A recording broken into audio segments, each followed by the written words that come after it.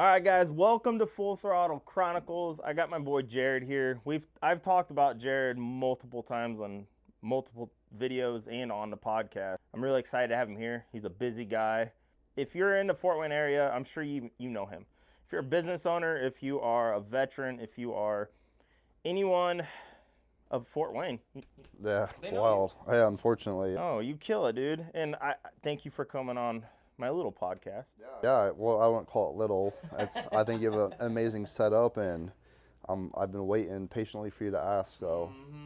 So Jared is the founder and executive director. Not according to Wayne 15. Yeah, well, that's wild stuff. But hey, I like that though, because that means when is there cussing on here? Yeah. That means when shit goes south, I can blame you because it's official now. So I don't have to. Yeah, I don't have to deal with the headaches. So if you guys don't know what FW22 is, it's a nonprofit based out of Fort Wayne to support TBI, mental health, and When you lose the fight to mental health. Yeah. But what started FW22? Kind of give us the backstory on it because it's a big thing and it's something that's really important. Tyler and I both got out of the Marine Corps on the same time. He had about 7 months earlier. Tyler's the co-founder. He's the one that started this with me. And I was actually still getting ready to become a drill instructor. I got my B-Build approved. I was pumped. But I hated that I had a kid that I didn't get to see because I spent most of my time overseas. So ultimately I decided I needed to get out and come home, which I wanted to do, but still I was sad because I loved the Marines. I was a good Marine and I was getting ready to be a drill instructor. So I already had my frog voice and I was so scrawny from just running ridiculous amount. It was crazy, but I was really motivated. And so for me to come home, that was hard. And I was married at the time to a female Marine. Bad idea. But I had about 6 months in North Carolina and I started spiraling out of control. I didn't know why. I was just struggling mentally and I didn't know if it was from Afghanistan. I didn't know what was going on. I just knew I was drinking, fighting, very agitated. So we got divorced. I was like, take everything, I'm out of here, I'm going home, reconnect with my kid, reconnect with Tyler. And for like 6 months, we were just what we did before high school, partying, fighting, cleaning guns. And one day we were just having a heart-to-heart, and, he never deployed, which I'm forever grateful. Right. I know that always haunts him, but I never wish that upon anybody. Sure. And I did deploy, but we both had buddies that had lost their battle to mental health. And we didn't even want to become a nonprofit or nothing. We just wanted to create something here where you could feel like you belong. So like if you was to take our first annual hike compared to what we are now, it's completely night and day. Like the fact that we didn't get arrested from the first year is wild.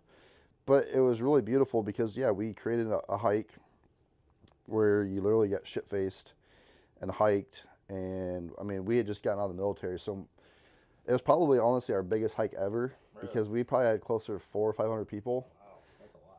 But it was mostly people we served with. And it was wild. We had people showing up from Missouri, California, you name it. It was weird to see a bunch of females that I thought I would never see again show up to our event, and now they're in my hometown. Right. But what was really beautiful is we had this guy, fat like me, heavy set. He was wearing his camis, which is wild, and he was gonna,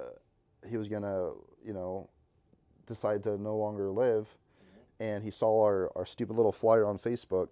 And somehow he drove like 2.5 hours, came up, hiked with us, and that really struck a chord with Tyler and I because we're like, holy crap! How did we just put this event on? Our only sponsor was Showgirl 3. We just saved somebody's life. Yeah. So that's really what started getting the ball going, like, whoa, maybe we have something here. That's awesome. So we'll dig more into the FW22 thing, but the hike. So what he's talking about, I've posted videos of it, and actually this is how I met Jared, was at the dealership on the first hike. Or not my first hike I went on. I believe that was the first time you and I... Was it was at Harley Davidson? It was like 2019. That would have been either our 4th or 5th annual hike then. It was a big one. It was a good one. And that's when I kind of, because obviously getting out of the military, especially in the Marine Corps, the brotherhood, when you get out and you don't have that, you're always looking for it. Yeah. So, and a lot of times I mean, I relate a lot of my mental health stuff to not having that structure, not having that, the camaraderie and the brotherhood that I keep talking about. But with FW22, that first hike, I remember I did it. I got shit faced. We were smoking cigars at Rudy's. Wow. I had my silkies on. I thought it just felt right again. Like it just felt like I was back, like with my people. So if you are listening to this and you're a veteran, I will have more information out, especially when events are coming. So besides the hike, what other events are out there? I mean, I know obviously we do a lot of events. What we're doing, Yeah. or just military events in general? No, FW22 events. So we're gonna have a big year. Obviously, this is gonna be my first full year as my full-time job, which is still I'm getting used to. But yeah, we're gonna do your little motorcycle event. Which It's not little; it's gonna be bigger. it's well, yes, but it's the second annual, which I think I was gonna say now you can say annual. Which I'm excited because we have a meeting you and I do here in a week or so to discuss my expectations for it. Yep. But I'm excited. It'll be the 11th annual 22K hike this year. We're gonna have the 5th or 6th annual bowling event. Yeah.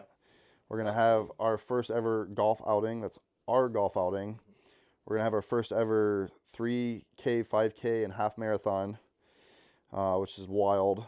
And we're gonna have our first ever national speaker come into town to talk about mental health, military triumphs, succession, succeeding in life, just all that good stuff. And then on top of that, I go to different military bases, the active duty, and I do my mental health, which you missed, by the way, but I do my mental health training, and it's really cool how we do it because it's, in my opinion, no one else is doing it in the country. When I first started doing this, I would just say, how many people don't want to live anymore? Raise your hand. No one's going to raise their hand yet. They're chain of command, and now with social media and these kids and their phones, everything we do, you're anonymous. So when you register, when we get there, and it's all 100% anonymous, and we get the live polling right then and there, which is really cool for not just us for education wise, but we get to show the leadership that, hey, I know your numbers say you're war ready, but this many people here are struggling mentally or financially or with anxiety or substance abuse or sexual assault, whatever it may be. And so we're really giving them an in-depth look about their own unit that they just couldn't get any other way. Sure. So we have 11 units we're going to do. Awesome. I'm really trying to make it happen in June this year. There's 6 different battalions within the 293rd. But in June, they meet as a regiment. So about 1,400 troops down at Camp Atterbury. So I'm trying to do that there, a one-stop shop in front of everybody. Just because I do think the numbers are going to be alarming. Oh, I'm sure. But it's important because, and I don't want to soften the military by any means. I think if you're in a unit that deploys, you need to be war hardened and ready. But you can't truly be ready unless you're truly being honest with yourself and transparent with yourself. And if you're struggling, you need to get the help. And again, it's okay to not be okay, even if you are in the military. But what's not okay is avoiding it, because eventually it's going to attack, and it's going to be at the least expected moment, and you're not going to have time for it. But if you just address it every day, you don't have to worry about it hitting you hard. So it's going to be a big year for us. I'm really excited, especially with our partnerships at Remedy Live and Allendale. So it's going to be I'm definitely going to have a gray beard by the end of 25. I'll be here to help you out. Yeah, well, I appreciate it. So I actually if you guys Remedy Live, I actually just got to go in there today and check out their studio. And FW22 has a podcast too. Now we're talking like high quality production. Like I walked into the studio and my mouth started drooling and I was hiding it, but I was like, maybe they won't notice if I walk out with this camera. Yeah, no, and that's why I wanted you to obviously I need to get you on our podcast, on your podcast, because you are FW22 as well, but I wanted you to come out there because I don't know what, just like motorcycles, I don't know what any of that means. I know they have 2 wheels and they go fast, but I don't know what any of that technology is. I don't know, right. But I knew you would, and so I was like, oh, maybe he'll appreciate this and get a tour of it. And awesome. Mental health. Now, it's something that, I do talk motorcycles, but my main thing that keeps me wanting to keep doing social media is for the fact of, at the dealership, having people come in and give me a hug and tell me that I saved their life just from a video they saw me, saying it's okay not to be okay. That's an amazing feeling. That's a great feeling. And it's something I never expected to be involved in because I was that guy who said I was fine, but I wasn't. And like, I mean, it took me to hit rock bottom to my wife pulling a literal gun out of my hand, like bad, to realize that life is worth it. Like, there's so much out there, and the people like Jared that come into your life that help you. And if you are struggling with mental health and you're listening to this, reach out, FW22.org. You've got our Facebook page. I'll have everything linked below too in the description if you're on YouTube. And yeah, I'm excited for FW22. Me too. I'm excited. Oh, I'm still not excited by the pay cut. It was quite the transition to leave my very comfortable job. But this has always been my passion. And before, it's like, how do you raise a kid full time and work full time and then put 40 hours into a nonprofit? It was hard. But I mean, we really crushed it. But mentally, it took a huge toll on me. And so when I did step away to go just pass the torch on, I loved it. I had zero regrets. I didn't look back, but I missed it. And the one thing that did upset me is people just be like, "What happened to you guys? Where are you?" Yeah. And that, that's partly my fault because in a way I am FW22. I didn't do a good enough job at, like even Tyler. I always say Tyler and I are the perfect marriage.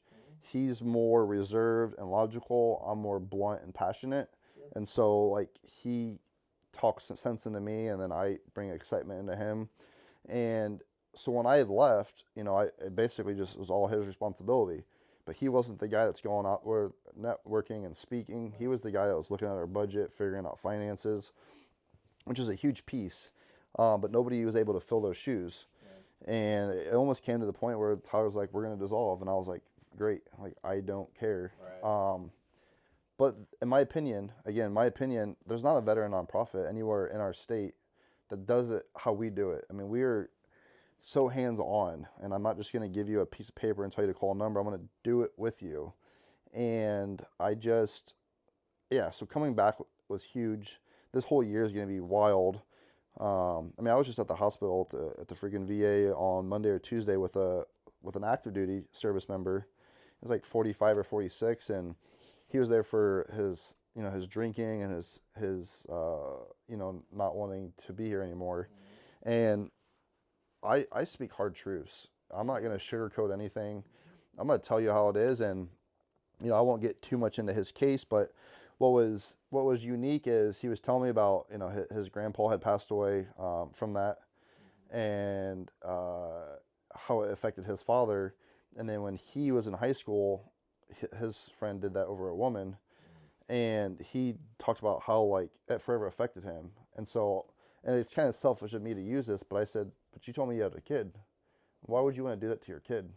Yeah. If you don't want to do it for you, move on and live life great for your kid." Yeah. Because the hard reality is, and anyone that's struggling can always reach out to me. I will talk to them about facts, statistics, and just heart to heart. But you think that's going to end your problems, but I can promise you, if you have kids, you just ruin them for life. If you have a significant other, you ruin them for life. Your parents, your siblings, destroyed for life. They will never forget that, and their whole life will forever be changed.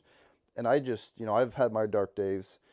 Maybe not to the point where gun in hand, but just drinking and not caring if I lived or didn't live. But, how selfish of that, and I just using my kid as an example, but how selfish of it was me, that I chose to get out of the Marine Corps to become the best father I can. And yet, instead of handling my own struggles, I just want to just say, screw it. I don't want to put in the work and just not be here. What's that going to do to her? Yeah. Her whole life is, I mean, I'm not saying she won't have a great life and be successful, but she's always going to know that her dad chose to go out that way, and her dad's gone. Gave up. I could never do that. And I know mental health's hard, and I know asking for help's hard. And I know because of mental health, you get into some situations where you think there's no way out, whether you're going through a divorce, whether you're going bankrupt, you're losing your job, the crippling pain from anxiety and panic attacks. Like, I get it, but I can assure you there's a solution, and you don't have to do it alone. And a lot of those times when you do go get help, you're still doing it alone. They're going to send you back home. It's up to you. We will do it with you. Yeah. And so I just, I was talking to him for like 5 hours, and they always do the same. They always thank me because I tell them that no, I tell them stuff that a psychologist isn't gonna tell you, you Yeah. know. The But truth. but that is, yeah, it's the truth. That's the reality. And I'm not your doctor. I'm your brother in arms, right? So I'm not here to sugarcoat it. I'm here to tell you, like, wake up. This is if we could do statistics and everybody that did go out that way, bring them back to answer one question, I'm pretty sure 99% would say they wish they didn't. Yeah. Because every unsuccessful attempt that I've talked to, every one of them regrets it. But the worst part is, what happens to you? Are you physically, are you mutilated now from, the gunshot wound? Did you take a bunch of pills and you lost the oxygen to the brain for so long? Now your motor skills are slow. Like, you think your problems are bad now. If you survive your attempt, you're gonna have some serious problems. So instead, why don't you just swallow your pride, be transparent, ask for help, and let us prove that we can and will help you, and that it will get better. It's not going to be easy, but that's such a beautiful thing, that knowing that you put in that work to look back in your life and be like, yeah, I did that. Sure. So yeah, mental health's wild though. It opens up a whole nother mindset for yourself too. So just speaking on what I was going through and how I was in a bad spot, I reached out to the VA, and this was before I think I even really got connected with you guys. And they got me into therapy, and therapy is one of those things that I said I'll never do. I was that guy that used to say, depression, whatever, that's not real. You're just being a pussy. No. I think being a pussy is not going to therapy. It is. No, it is. You're not manning up to the reality of what's actually happening. You're just trying to be a word bitch and back away from it all, and just to let things happen in front of you like emotion, but it's not worth it. Like, it taught me confidence, and it taught me the reasoning why I'm here. Like, it made me drive to do what I'm doing now. Like, it gave me a reason to want to help the next person. Yeah. So That's a great feeling. It's an addictive feeling. yeah. So, and I tell everybody too, like, so I wear this watch. It's the Apple Watch. I don't use it for anything other than to monitor my exercise, my heartbeat, remind me to meditate. I journal. I go to therapy, and I do all that because the world I live in is dark. Sure. It's helping these people. It kind of makes you wonder, like, where's the happiness in life when I'm always around the sad stuff. And so, but I know I chose that life. But if I don't talk to somebody and I don't get help, it takes its toll on me. So I do therapy. I journal, which my daughter used to give me crap for, because I used to give her crap for doing it. I'm like, that's weird. But I journal, I meditate, I walk. If I'm struggling, I ask for help. I'm very transparent and emotional with myself and my friends. So if I'm struggling, I'll tell you. And there's nothing lame about that. It makes me more of a man than ever before. 100%. And so that's why I always push it. And vets, they're so stubborn, but I'm telling you right now, even if you're not a vet, or if, I will use men, because I can't speak on behalf of a woman because I am not one. But men, we just think we're supposed to be inferior and tough and we can't ask for help. But the strongest men I know communicate with their wife.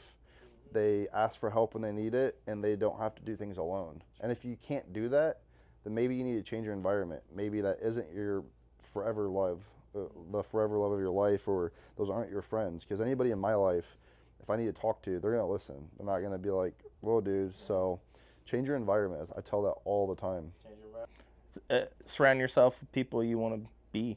Yeah. Everybody in my circle pushes me to become the best version of myself. They hold me accountable. If I'm doing stuff that I shouldn't, they let me know. And if I need to confide in them because I'm struggling mentally, they'll make time and they'll walk me through it. And I couldn't ask for a better circle. Yeah. No, I mean, everybody needs that, because I'm sure there's a lot of people out there that don't have that, or don't even. Well, I guess they don't realize they have that because they're not opening up about it. Well, sometimes you got to cut off family or childhood friends, whatever it may be. And again, I love my family, but I'm not close with all of my family. That's my decision because I have to do what's best for me. Yeah, 100%. And so I encourage everybody. And if you don't have a circle, you got FW22, you got Ride or Rot.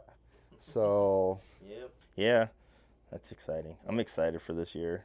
It's gonna be a big year. I'm not excited. I mean, I'm excited, but I am. I'm gonna be so busy. I'm gonna sleep for like 3 months. It's gonna be a good year though. We really are gonna stand out big time this year and be the standard here in the state. Yeah. So I was in Okinawa, Japan, and you were in Okinawa, Japan, like the same time. Yeah, that's wild. Like I was there from like 10 to 13 or something like that. I was there in 09 to 11, 13. Or Yeah, no, so 12. I graduated boot camp. I went to boot camp in 09, December, Okay. and graduated in March. Went to Missouri and then Okinawa. Yep. And then, were you there when that earthquake happened? What year was that? Oh, tsunami? Yeah. Tomodachi? Yeah. I was in Tomodachi. Okay, so yeah. then, and that pushed my orders for even longer. Then I deployed out of there. That pushed my orders.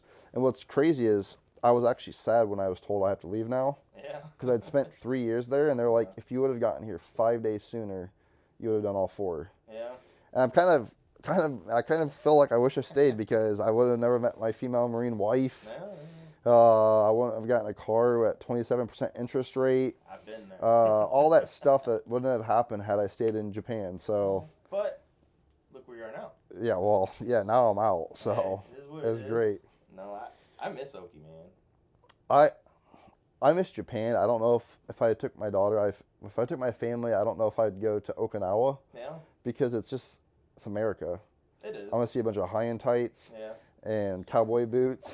Yeah. So I think the culture in Japan is beautiful. It's peaceful. It's awesome. I don't miss how much it rains. I don't miss randomly having to go to Korea because Kim Jong-un lost his mind again. Oh yeah, I've been there. But I miss daisies, being hungover and. They closed. Really? Mm-hmm. See, that's what's wrong with America now. Nashville's is closed. See, that's crazy. I got a tattoo in a tattoo shop inside of Nashville's. I almost did, but I didn't. So I did. It's on my butt cheeks. It's on your butt cheeks. Yeah. So it was wild. Tyler was there when we were there. Was he? Yeah, he came in. He ended up visiting me, and which is wild to see your childhood friend in Japan. But that guy is. You have a story too? Yeah.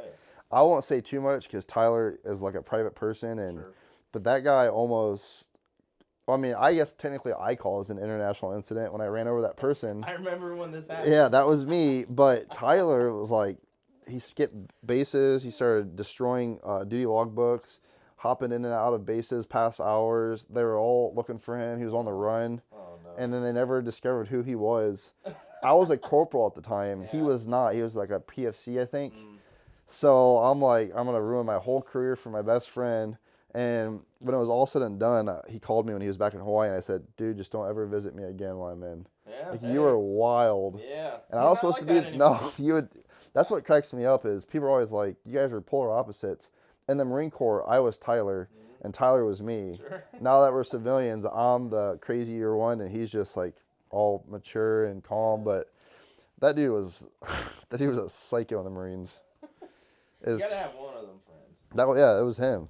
He was literally the bad example. I'm surprised he ever made it to Lance Corporal. That guy was just nuts. It wasn't that he was a bad Marine. I think he took the Marine Corps to heart. He thought it was like World War II eras where you could just do what you want, punch your chain of command, no rules, and I was over here like, I was getting meritorious Lance, meritorious Corporal, going for Sergeant, like real. I was super motard. Now I'm just fat and old, and he's it's crazy. So the story about Buddy in Japan. So my best friend Nate, which I'm sure you've met Nate.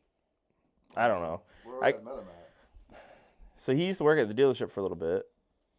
He did a hike with us one year. Either way, he moved to Ohio, but he's coming back. But I grew up in diapers with him in Roanoke, forever. I came home on leave from boot camp with my recruiter, went to his house, got him to join. That's wild. His dad was in the Marine Corps too. Okay. His mom didn't want him to do anything with it. She hated me. No, she didn't hate me, but she hated me that moment. Yeah, I believe it. But yeah, he joined, ended up losing a bunch of weight and did his thing. But so I was on the 31st MEU. I was on a ship, and this was like 2 months in, and I'm walking down one of the quarter decks, and I'm looking up in front of me. I'm like, is that Nate? Nate walked up, dude. I hadn't seen him for like 3 years. That's crazy. And he was walking towards me. He was like, Nick. And I was a corporal at the time. He was a lance. And my master guns or master sergeant was me. And he goes, Nick. And my, obviously, staff and CO chewed his ass for calling me name. Dude, they put his ass at parade arrest for me. They did too. I was like, so I looked at him. I was like, could we go in the office? That's my buddy from home. And he's like, oh. So we went into where nobody could see, and then we were cool. But dude, it was random as hell. And then he ended up coming back to Okinawa and visiting. And yeah, we went out and we had some fun. Yeah, you guys probably spent all your money at Whisper Alley. It wasn't. No. But I did have a Marine. I'll tell you a story about that. I had a Marine one time. It was we're at the shop. He walks up. He's like, Corporal. I said, what? He goes, hurts when I pee. And I was like, well, what happened? He goes, man, I was at Whisper Alley, blah, blah, blah. And I was like, that's not a good thing to do, bud. I was like, eat your shit. We're going to medical. Guy's board punched. He had gonorrhea and something else. It's like, you dummy. Yep. That's Corporal Kirk for you. But both times we're in Missouri. Really? So he came. Yeah, he was in Missouri, and like, well, I met him. I live in Japan, and he went to Missouri for like a motor T license. Mm-hmm. Missed his flight because he had to stay longer because he caught something from an STD from one of the dancers. A year and a half later, goes back to Missouri for another schooling. Same thing. Yeah. Same dancer. Oh, no. And I'm like, bro, are you in love with her? Something. Yeah, he didn't. Dude, it was love. But we used to all make fun of him. And the best part was growing, because he was like he was like 5'4". Yeah. Craziest son of a gun ever. He should never be around children or schools. And what was crazy is growing up, he played the Chucky at Chuck E. Cheese. Oh. Like he was the rat or whatever. Yeah. And I'm like, dude, if they only knew what a degenerate you are. I mean, he was a walking STD. It was gross. Ew. I wouldn't even drink water after him. I didn't trust it. He was like an STD magnet. But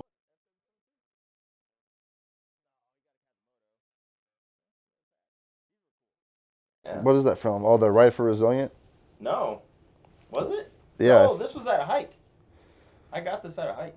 Yeah, well, they were left over for the vroom vroom guys. The vroom vroom guys. The vroom vroom guys. Oh shit. That's wild. Yeah. Look at your stickers. I saw the upside down pineapple. I'm like, we got some freaks here. No, not us. I'm just saying, well, the pineapple's upside down. I don't know who put that on. You put the sticker on it. No, it wasn't me. You chose upside. Okay, well then your wife did. Somebody. I'm just saying. When I leave here, I'm gonna look at the neighbors to see who also has an upside down pineapple. No one around does. Trust me. Call me a detective. I'm gonna figure this out. Now I know why you went on that cruise ship. No, it wasn't that. That wasn't one of those. They all are those cruise ships. You just gotta find the people with the upside down pineapple trunks that I wore. I heard that. Not knowing. You wore upside down pineapple and you didn't know? Well, it wasn't. No, I didn't know, which is crazy because I used to be such a deviant dirtbag. Yeah. There was just pineapples all over it, and some were upside down, some were sideways. I took the kid to the Bahamas, and at nighttime I'm at the casino smoking cigarettes or cigars or something, drinking, and I kept getting some of these couples are hot. These old, like 50 to 60-year-old couples, like, can I buy you a drink, young man? Yeah. I'm like, no one's called me young in forever. Sure. And I had no idea, and then eventually there's like, which I should have acted on it, but I was there for my kid, you know. Right. I'm not gonna do that while she's sleeping. Right. So it was wild, but moral of the story: don't wear pineapple shorts unless you want to get hit on. If I knew that, I would have worn them all the time in the Marines. Oh yeah. I would have been, because even when you're in America, it's wild. It's way more freedom, you know. So I would have been going to nightclubs with just pineapple shorts on. Check them out. Yeah, trying to pick up the Wilmington, North Carolina swinger lifestyle. Oh, down that route. Do you ever go to Psychola's? What is that? It was a dance club down in Naha. Dude, I don't know. I don't know how you remember this stuff. I honestly, dude, I'm telling you, I can't remember yesterday, but for some reason I have a core. I have a core memory of. That's, I think, a lot of my shit too, like mentally, is I need to go back there and resolve shit in my mind. I spent years pretending I was never in. Yeah, I did too. Yeah. So, I know I started doing the world's largest tug of rope. Yeah. Yeah, I'll put it up on the screen so you guys can see what, not him sharding, but. That'd be cool. I wish I could see that. No, I was just wrecked. And it's not even that I was pulling hard. It's pointless to do, but I sharded. It's crazy. Dude, that was really cool to see that, though. That rope's huge. Yeah, it's ridiculous. I know they gave me a little slither of it, like they cut it off. I wonder where they store that. Dude, I don't know. That's a big rope. That's like you put on a barge and let it set. Yeah, I don't know. They probably put it in like Godzilla's cave because you need a big piece of land for that. Might be out there. Dude, yeah. Remember banana boats remember Tropical Beach? Man, you drank too much. I did. I was a raging alcoholic. If I wasn't, Mary Jane's Rock Bar. I do remember that. I partied there a lot. And yep. Oh yeah, I think her name is Mary Jane. That older lady. Yeah, she was wild too. I wonder how old she is now. She was cool. Yeah, she was. What? She was what, in her 40s then? Yeah, she was. Well, I liked older women. Sure. So it worked out perfect for me. Yeah. But actually, she saved us from getting arrested one time. Really? Yeah, we were, I don't know, shooting fireworks off at cars or something. I don't know. Probably. And it's the first time I ever went to her place. And it was crazy. The Japanese police showed up, but like weren't sprinting after us. They were just blowing a whistle. So it really wasn't that hard to run away. Right. But I didn't know the island that well yet, and I ended up sleeping on her couch. And Yeah, we became friends. yeah, we did. Well, we're friends once. Okay, it wasn't like a repetitive thing. But I have no regrets. All of that trained me to become what we are today. Exactly. So no, you gotta live through it to know what not to do. Yeah, I guess you could say. Well, it's funny too. Whenever I help with that, they always like, "Oh, you wouldn't get it." I'm like, "Listen, I know all you see me is like, winning an award on TV or with the mayor or the senator." I was like, "But I promise you, before all that happened, let me tell you a little story." And then they're like, "Oh, dude, you're wild." I'm like, "See." Sit down, little grasshopper. I can handle this. Let's go. Right. Jared, thank you for coming out, dude. Anytime. Seriously. No, this was cool. We'll have to do it again.